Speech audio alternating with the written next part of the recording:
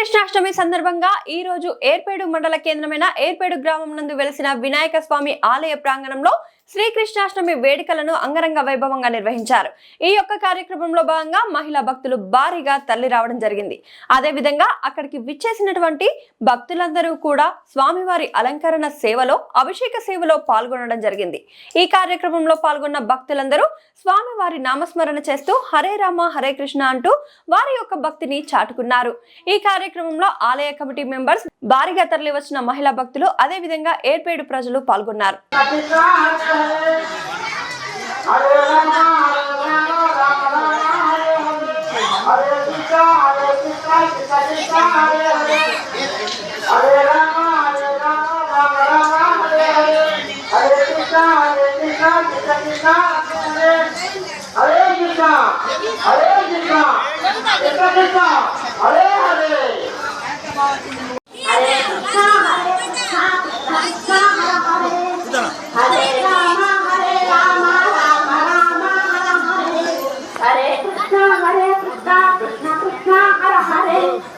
Hare Rama Hare Rama Rama Rama Hare Hare Hare Krishna Krishna Krishna Hare Hare Hare Rama Hare Rama Rama Rama Hare Hare Hare Krishna Krishna Hare Hare Hare Rama Hare Rama Rama Rama Hare Hare Krishna Krishna Krishna Hare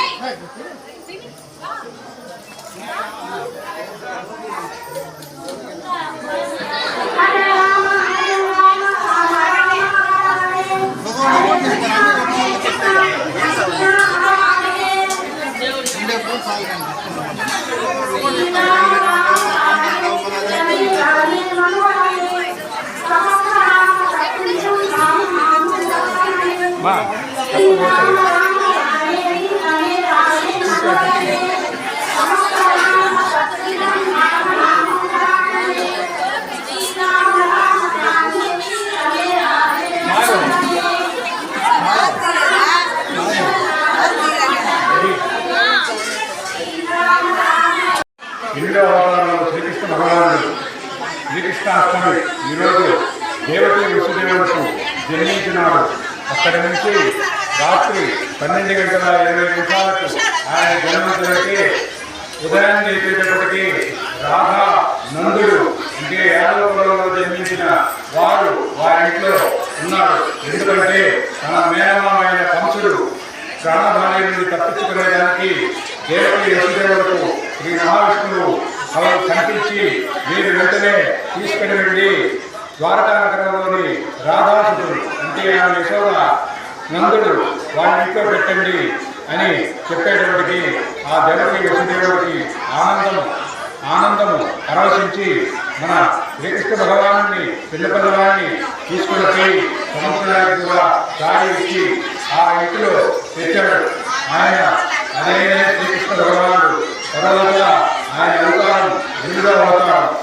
శ్రీకృష్ణుడు భూదేవి కోరుకుంటున్నమాట, భూభారం ఎక్కువగా ఉంది, నన్ను భూభారం నుండి రక్షించాలంటే ఎవరిని అందరినీ ప్రతిలాంటి 4 దేవతలందరూ పోయి మహావిష్ణువు దగ్గరికి పోయి ఎట్లమ్మా భూభారం ఎక్కువైపోతుంది, పాపాలు ఎక్కువ జరిగిపోతున్నాయి, ధర్మం నశించిపోతుంది అని వేడుకుంటే మహావిష్ణువు చెప్పాడు, అమ్మా నేను త్వరలోనే శ్రీకృష్ణుడిగా జన్మెత్తి ద్వాపరయుగంలో శ్రీకృష్ణుడిగా అవతరించి మీ అన్ని అనుగ్రహము పాపాలను నశింపజేస్తాను, మీ ద్వాపరయుగంలో అన్ని సుఖ సౌఖ్యాలు జరిగేటట్టుగాను చేరుతాను, ప్రస్తుతం దేవతీ వసుదేవుడికి జన్మిస్తాను, అక్కడ నుంచి కంసరాక్షకుడు అనే భార్య నుండి తప్పించుకునేదానికి నేను ద్వారకా నగరంలోని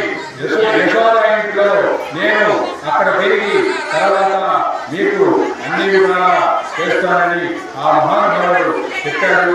ఆ మహానుభావుడు మీద చెప్పారుగా మహాభారతం అంతా ఆయన చేతిలో జరిగింది. అర్జునుడికి మహాభగవద్గీత అంతా అర్జునుడికి ఉపదేశించాడు.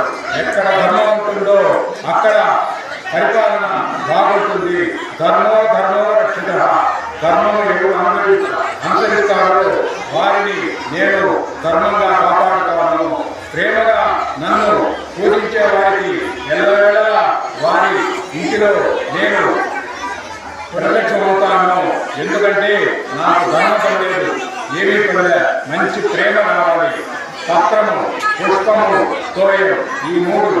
పత్రం అంటే తులసిదళం, లేదంటే పుష్పము, లేదంటే నీరు కానీ పాలు కానీ నాకు పూజ చేస్తే అంత ధన్యంగా ఉంటుంది. అటువంటి వారికి నేను ఎల్లవేళలా ఈ ఉంటారు. వారి ఇంట కలకలలాడే విధంగా వారి కుటుంబాలు అన్ని సర్వసౌఖ్యాలు కలిగే విధంగా నేను ఉంటానని ఆ మహానుభావుడు చెప్పాడు. అదేవిధంగా రాయల మహాభారతం కూడా ఆయన దగ్గర నుండి ధర్మం వైపు నిలబడి అందరూ అధర్మం వైపు నిలబడ్డ వాళ్ళంతా ఆఖరిలో అంచుకుపోయారు. ఆ తర్వాత ధర్మం పూర్తయింది. తర్వాత కలిగే వెంకటేశ్వర స్వామిగా ఇప్పుడు ఆయన అవతరిస్తున్నాడు. ఎప్పుడు ఆయనకి మరణం లేదు. ఈరోజు ఏర్పేట గ్రామంలో జరిగిన అభిషేకం చాలా చిన్నది కాదు. అలాంటి అభిషేకంలో అలంకారం కూడా వారు మన శ్రీనివాసులు శంకరమ్మ వారి సోదరులు అందరూ వచ్చి దేవుడికి అలంకారం చేశారు. యథాశక్తిగా వారు చేశారు.